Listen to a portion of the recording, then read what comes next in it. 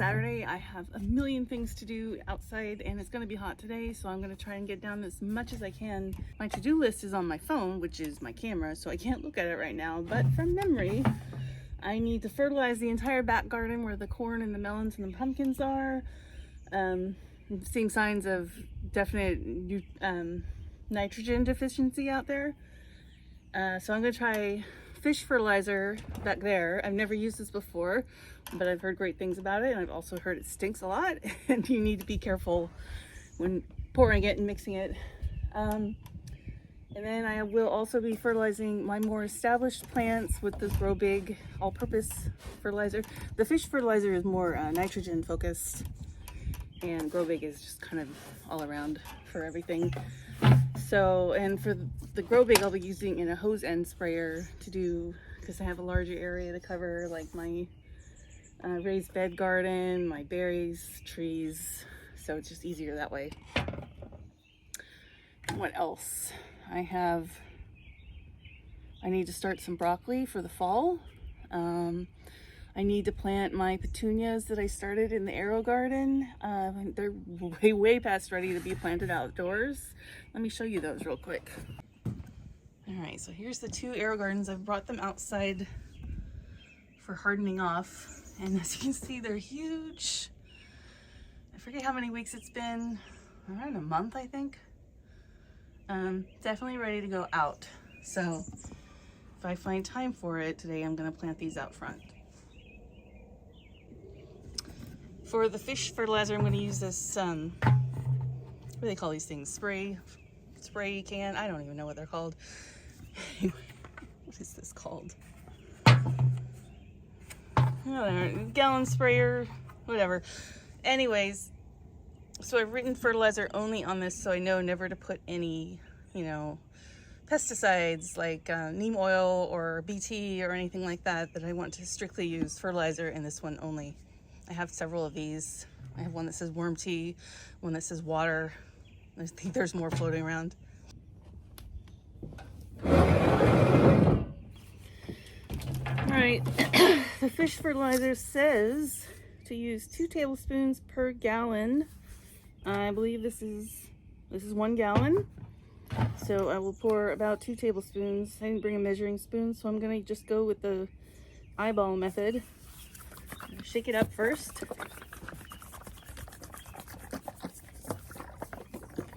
I'm gonna put some gloves on in case I don't want to spill on myself. I smell really gross.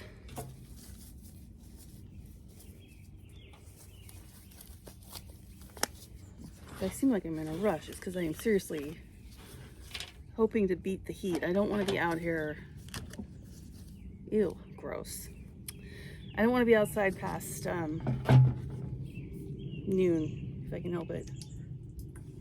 Let's see. We'll just pretend that's 2 tablespoons. Get back on. I'm gonna spray off my hand.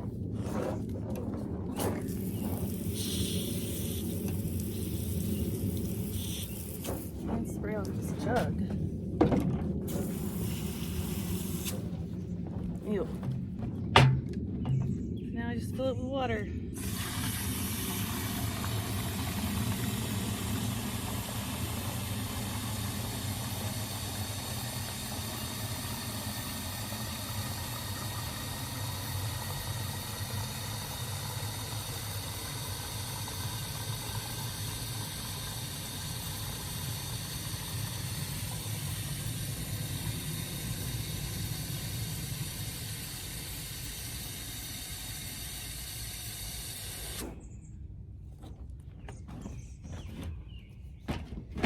This turn to release.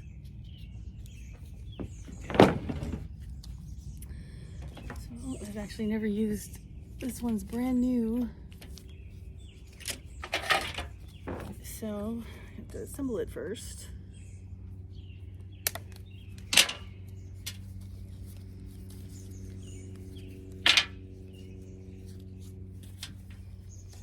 Probably should have done this before. Okay, got it. Alright, that goes in there. And this comes.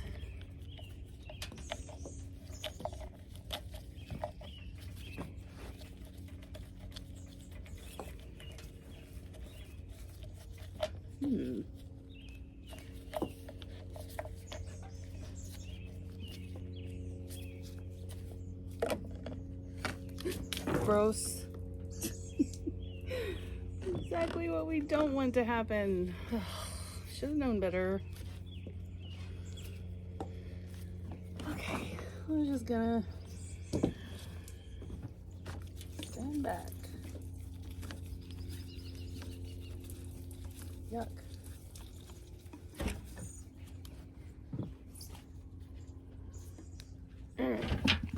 Whoa.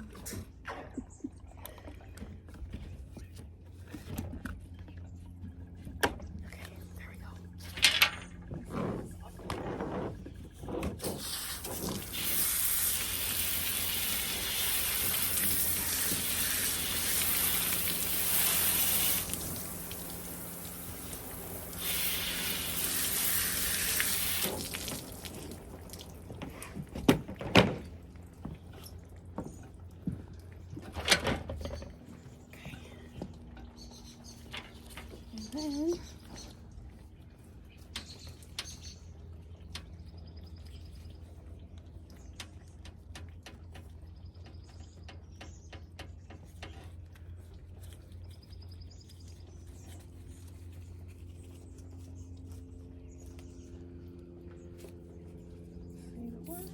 okay. The way, if you've never used one of these, let me see. The way these work is you pump air into them. Great. So this part, you pump up and down to get some air pressure. This is really, really full, so I probably filled it too much. And then you can lock the handle, and then you're ready to spray. Which I'll probably have to do that a few times to get the air out. So now we're ready. So I know I forgot to do an update on my last garden tour of this back garden. It's been a little frustrating back here. I can't remember how long ago it was. It was many weeks ago, more than a month, I think, that Lucas and I planted melon, pumpkin, and corn seeds out here, and sunflowers. And I really struggled with germination on some of these. Some of them just didn't come up at all. Some of them came up really, really late. But I do have a lot of empty spaces. And then I have some spaces where I just filled in a couple of nursery plants I bought. I think those are cantaloupes. See, some of the ones that germinate are kind of struggling. This actually looks like two. Nope, just one. Yeah. And so on. I think what happened was that the pumpkin seeds I used, actually all of the seeds were pretty old, especially the pumpkins though. They were several years old. And usually you can use seeds that have, technically expired and they'll germinate just fine. But I think with some of the larger seeds, like, pumpkins and squash, they don't stay as viable as long as smaller seeds do. And that may be what was happening here. I had the same problem in my raised bed garden when I tried to plant some squash and zucchini with old seeds, and only one of the 4 sections germinated at all. So, but again, I have some nursery plants I plugged in some of these holes, so I'll have something. It's not that bad. And the sunflowers did pretty good. Only one of them didn't germinate, or something ate it before it really went anywhere. And this is a green pumpkin, I think. And then we have a whole bunch of empty ones. And then 2, so I might transplant one of these to one of the empty spots. And then the corn, you barely see it here. It's actually looking better than it did a few days ago. It was looking really, really yellow. And corn needs lots and lots of nitrogen. So I feel like it didn't have a great start with the soil to begin with. It was already kind of low on nitrogen. So that's why I'm out here with the fish fertilizer to try and give it a boost.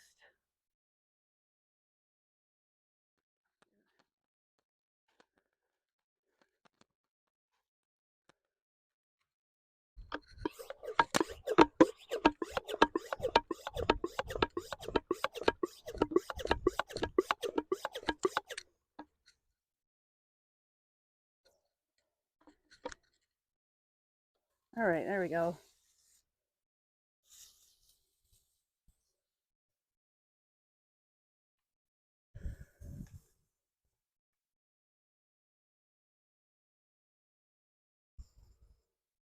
Kind of hard to tell. I've got some grass weeds mixed in with the corn, and they're not that easy to tell apart at this stage. So I'm fertilizing weeds too.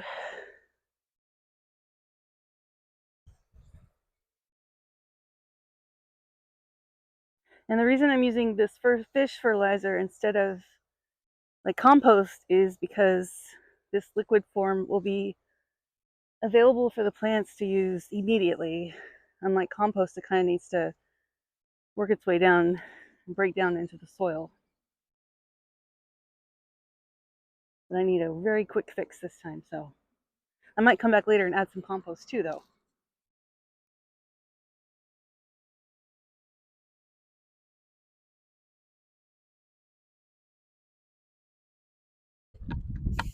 By the way, I really shouldn't be doing this during full bright sunlight.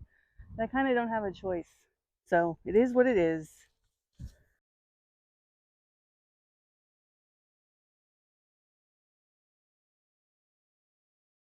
In this video, watch as Christy burns all her plants.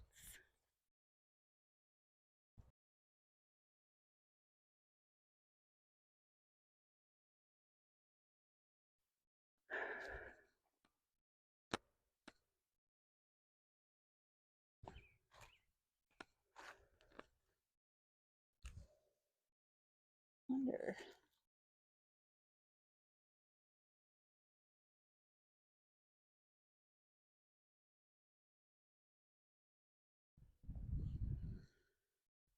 All right, so fish fertilizer is done in the back garden.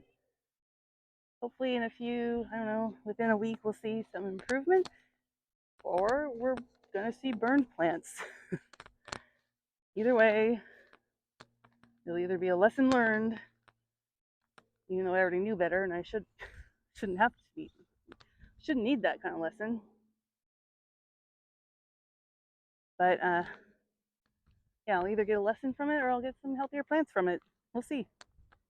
So now we're in the front raised bed garden, and while I'm here, I show you these are my unused tomato starts, and they are happily trying to grow tomatoes, even though these just sit here totally neglected, get watered by overspray from the sprinklers, I guess.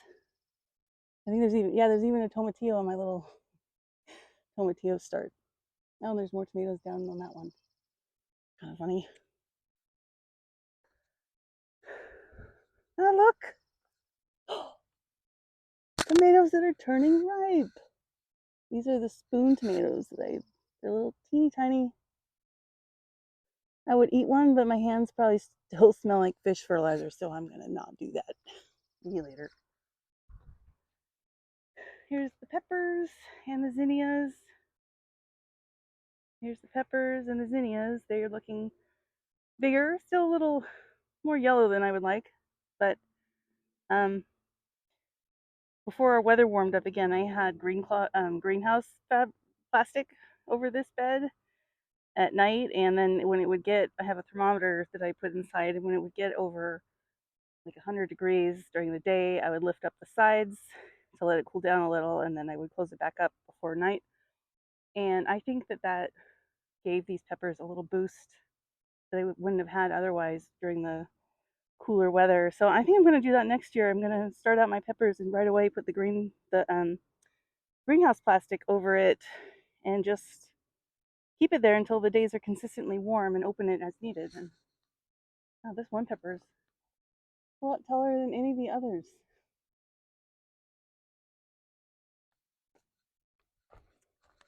Over here, tomatoes have gotten tall enough that most of them are past the top rung of their lower cage, and then I have added on the upside down cage to each one so they can continue growing and having a little bit of support.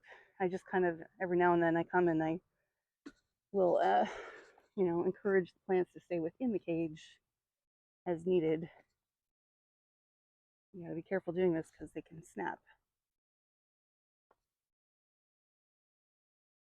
And I do have tomatoes on, I think, most, if not all, of my plants. These are, let's see, doesn't want to focus. These are cherry. Over here we have a Cherokee purple hiding. And more, I think these are more Cherokee purples. And then I have lots of the Roma Grandes on all my plants. Starting to come in. So it's looking good.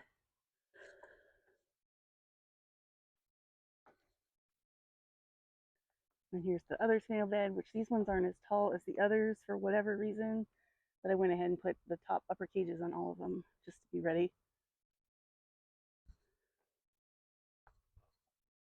My onions, I followed some advice I saw on that 1870s homestead from Rachel. She said she had 3 tips. One of them was to use starts, which I've already been doing that. I get them from Dixondale Farms. And the second is to fertilize heavily, which I am not great about. I always kind of procrastinate and then, it's a little too late. So that I could do much better on. And the third tip was to spoon the onions, and that just means to lightly pull the soil away around the base of each onion so that really only the roots are below the ground. And I guess that, and also, maybe there were 4 tips, I don't remember. Also to trim the tops, which I did that as well. So, I've got some small onions at least. I don't know if they're going to get bigger or not. And I don't know if they're going to flop over on their own. We'll just have to see. But at least I've got something I can use, And then I also have information that I can use next year and do even better. Garlic is mixed with grass weeds, but it's still doing fine. Garlic's really easy. You just kind of like stick it in the ground and wait. Green beans are getting bigger. They were a little yellow too. They might need some fish fertilizer. And here's where this is the 4 spots that I had planted squash and zucchini seeds, and only 1 spot germinated, which I think, it was this one, this biggest one. That's interesting. And so then I went and I got nursery starts to fill in the gaps for zucchini and yellow straight neck squash, and a random watermelon, which seems to be struggling. And then each of those starts had multiple plants in them, so I just kind of tucked there's one in the overgrown potato weed bed, and another. These are the volunteer potatoes. I've actually dug a few up to use as new potatoes for dinner the other night, which was nice. And these are my purposely planted. They're starting to get a little yellow, and I have spots on some of them, which some kind of blight that I used to get every single year in California. Let me see, focus. There's the spots. And once this started showing up, in hindsight, I realized, well, duh, I should not have reused these grow bags that I was using in California because they weren't cleaned out or anything. So any potato disease that I had in them a year or 2 ago was still probably there. And now these plants in my new state are affected. I don't know if you can machine wash these grow bags. Anyone know? Leave a comment. I have new ones though, just in case. I can toss these if I have to. And then my tomatillos. These were really yellow and sad until I added a bunch of fertilizer, and look at how much better they are doing. It's hard to see them among the weeds. They are much, much greener. much bigger, lots of flowers. And I don't know, if I look close, there might be a baby tomatillo somewhere, but I am very encouraged by how they're doing now. And then here, my random experimental in-ground garden. These are salt and pepper, no wait, silver slicer cucumbers I bought as nursery plants. Again, there were like 3 in one pot. So I put 2 here and I put one in my one of my GreenStalks. And this is a random winter sown opaka tomato, which was really tiny when I put it in there, and it's already bigger. And obviously I'm going to have to put support up for all 3 of these plants. So my plan is to put a couple of T-posts on each side, and then a cattle panel across, and they will just share that cattle panel for support if any of these get big enough to need that.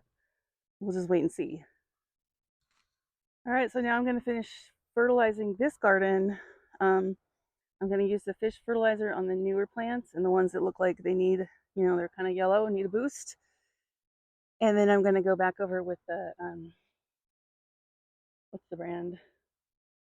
Grow Big. Fox Farms. Grow Big. I'm going to go back with like the tomatoes and the more established plants. I'm going to use that on because it's just a more general fertilizer. And then I'll be moving on to the GreenStalks because they are very neglected as far as fertilizer goes.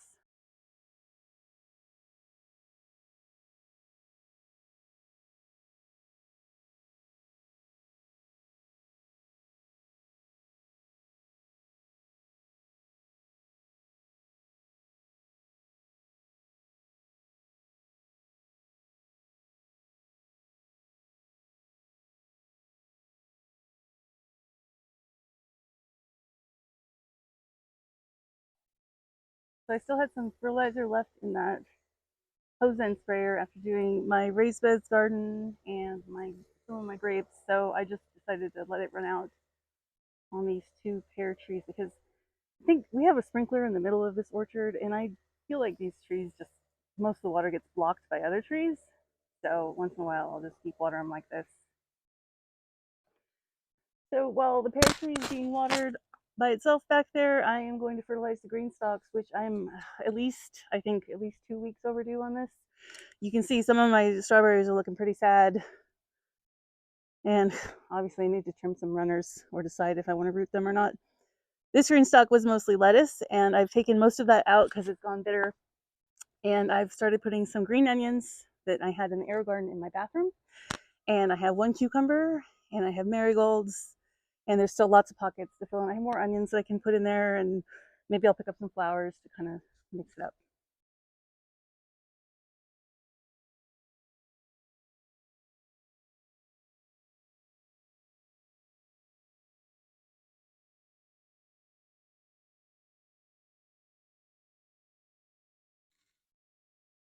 All right, it is 12:30. It is 72 degrees, and I made it through the most grueling outdoor chores, including planting the petunias out front, which I think I'm going to put in a separate video from this one.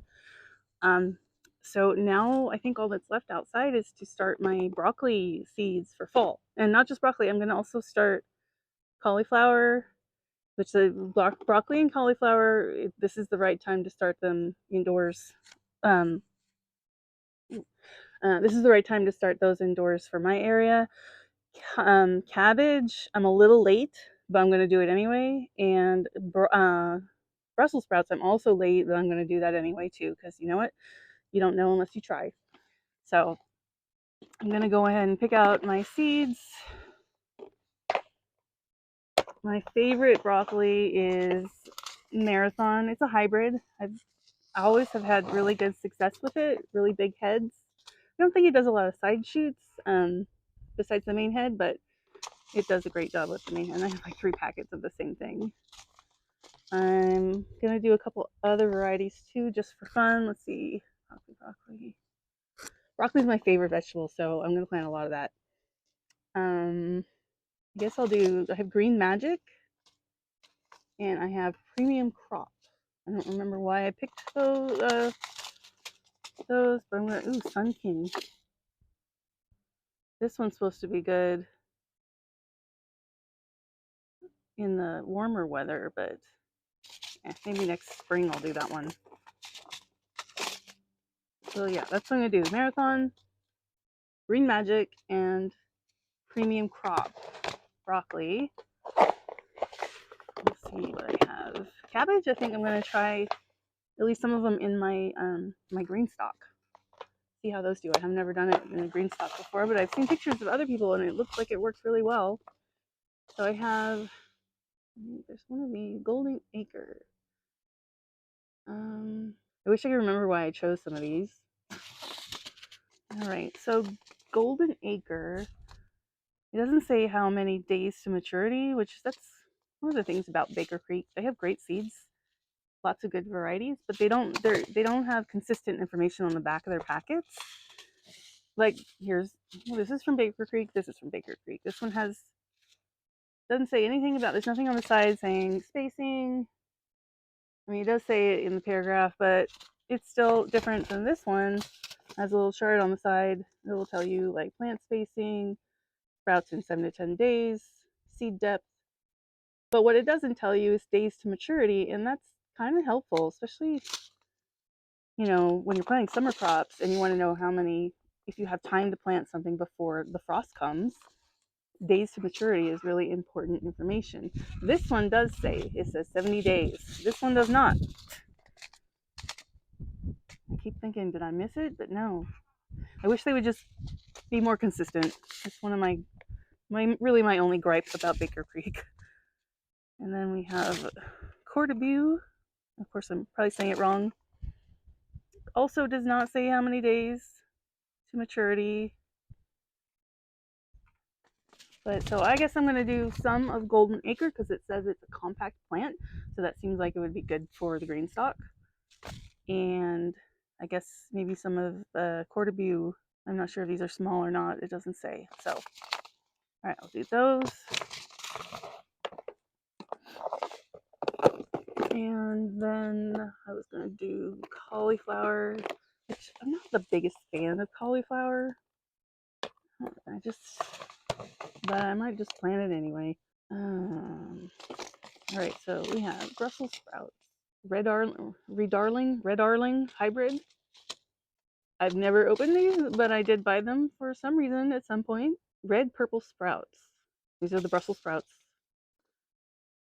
Red purple sprouts with firm, well-filled buttons have mild, slightly sweeter flavor. Okay, I'll try those. Cauliflower. And then I have another one that Brussels sprouts, Catskill improved Brussels sprouts. Nothing on the description on this one. I'd have to look at the website. So maybe I'll try those. This one has a sticker on it saying they put more seeds in here than normal because of low germination. I think I won't bother with this one. I mean, I've had these for a while in addition to them. You know, yeah, I bought these before 2019. So technically, you should be able to use most seeds after the date, but since this one already had a 56% germination rate, I'm just not gonna. And then we have cauliflower amazing. Yeah, I guess. I mean, this is the only other cauliflower I have anyway, so might as well. And I think that's it for what I need to start for fall right now. Later on, there will be things to direct sow and like peas and carrots. But for now, I'm just going to start these. So let me just get this out of the way. And I am going to fill these up. I'm going to fill these little trays. I'm going to fill this up with soil, moist soil, potting soil. And I'm going to start these in my greenhouse, which I've never done before. I haven't started in the greenhouse from the beginning. I put some things in the greenhouse later after I started them. So this will be an experiment. Hopefully I don't fry them. The doors on both ends are open. The vents are open. It still gets really warm in there anyway. Yeah, so I'm just going to go fill these up. And I'm going to make some labels and get planting. All right, so I've got my seed tray down here soaking in some water for a little bit. It was kind of dry, so we want it nice and moist. So I thought I would show you how I like to label my seedlings. Um, I really like these white plastic tags. They're thick enough that they're easy to stick in the ground. I've tried thinner ones before, and they don't cooperate. Also, other ones are harder to write on. So they come in different sizes. This is the brand I use, Rapid Clip. I got them on Amazon, but I've seen them in lots of different regular stores, like a feed store. And um, usually I use these bigger ones though. And what I used to do, in the first season I used these anyway. The first season I used Sharpie, which worked fine. It didn't fade, it didn't wash off, but when you wanted to reuse these in the future, there was no way to get the Sharpie pen off, no matter what. I tried so many different things, nail polish remover, everything, and it wouldn't come off. So then I learned you can use just a regular old pencil to write on these, which this is an older one where I was growing Ring of Fire peppers. This is probably from like 4 years ago. And the great thing about pencil is it doesn't wash off, it doesn't fade, and you can just erase it with a regular old eraser. So one of these, or I have a bigger one that I keep with my seed starting stuff. There, good as new, and you can just write on it again and reuse these over and over and over. I haven't found them to get brittle. I mean, I've had these for years and years and reused them multiple times, and they're not breaking. So I recommend this and the pencil method over any kind of pen. You don't need a grease pencil. You don't need a Sharpie. Just a regular number 2 pencil will work. Um, but this season, I've moved on from that, and I decided because I hate writing things by hand. I just do. I don't know, too many years of typing on the computer, I guess. My handwriting has gotten worse and worse and worse over time, so I just hate it, especially if I have to write multiple things. So last season in the spring, I decided to try my label maker. That way I could type it once, print out multiples, and just stick them on there. And so far, the ones I have out in the garden, they haven't faded, or the labels haven't peeled off or anything. So that seems to be working really well. So, and then at the end of the season, I'll just be able to peel the labels right off and reuse them again without having to erase anything, without having to write anything by hand. So this is my new lazy approach to labeling my seedlings. And the only reason I label them is, I mean, I've gardened long enough that I can tell the difference between most plants, except that cabbage, broccoli, Brussels sprouts, cauliflower all kind of looks the same in the beginning. But I like to keep track of the variety so that later on, if I decide, oh, I really like that kind, I'll know what it was. There we go, marathon broccoli.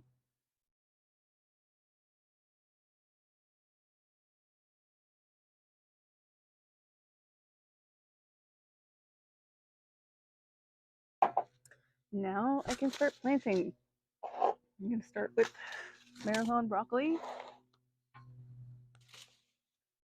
I have this little divot tool, whatever you call it, dibbler. It's a little dibbler. I think that's what it's called. Poke a little hole.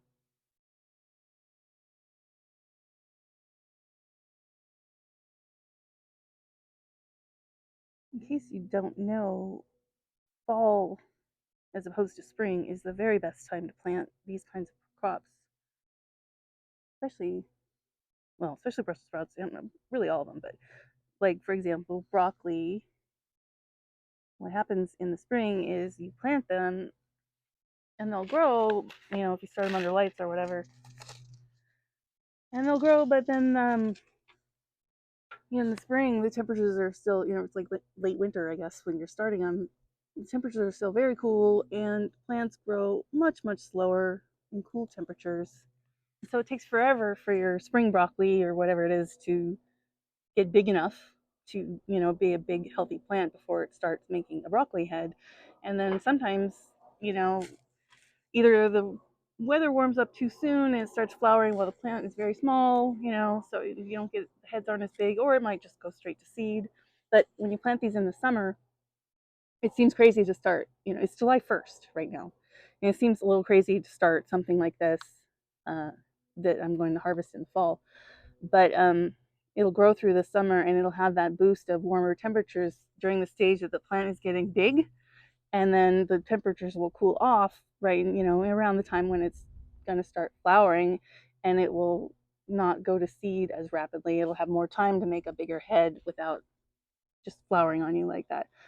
So that's why the fall is the best time for this kind of thing. And they taste better, like Brussels sprouts, kale. It all tastes sweeter when you harvest in cooler temperatures than in warmer temperatures.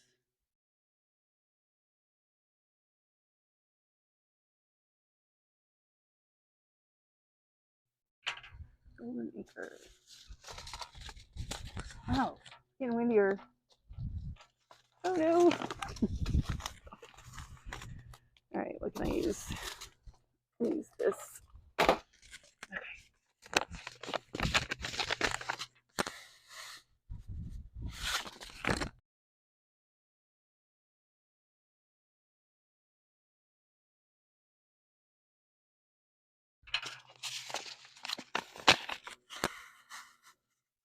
I wish I knew. I wish I remembered why I ordered this. I don't usually order from that seed company, so it means I must have had a reason. I went looking for this variety, and I don't know. I don't remember why. probably probably saw someone mention it on a YouTube channel or something, and then said, "Hey, I need that."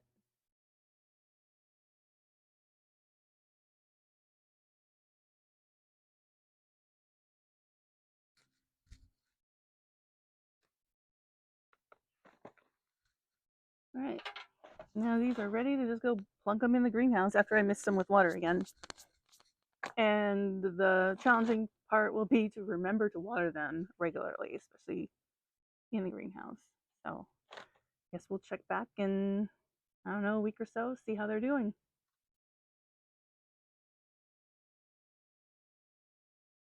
All right, so I checked my to-do list again, and the only outside tasks I have left for today are to start more cilantro seeds in my GreenStalk.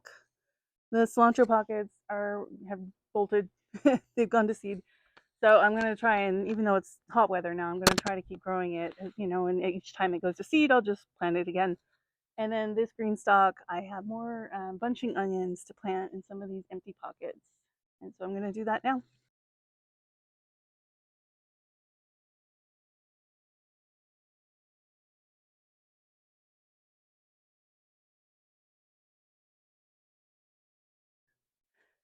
Put new cilantro seeds in this level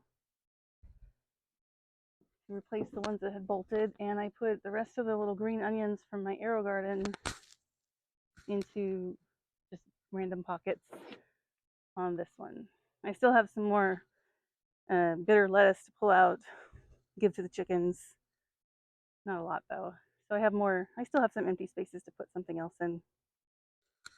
All right, that's it for my outside projects for today. It is 1:42, 75 degrees, and I managed to get it all done before it gets even hotter. It's going to be, I don't know, 80s, which may not seem hot to some, but for me here doing garden stuff when it's humid, that's too warm for me. So thanks for watching. I'll catch you on the next one.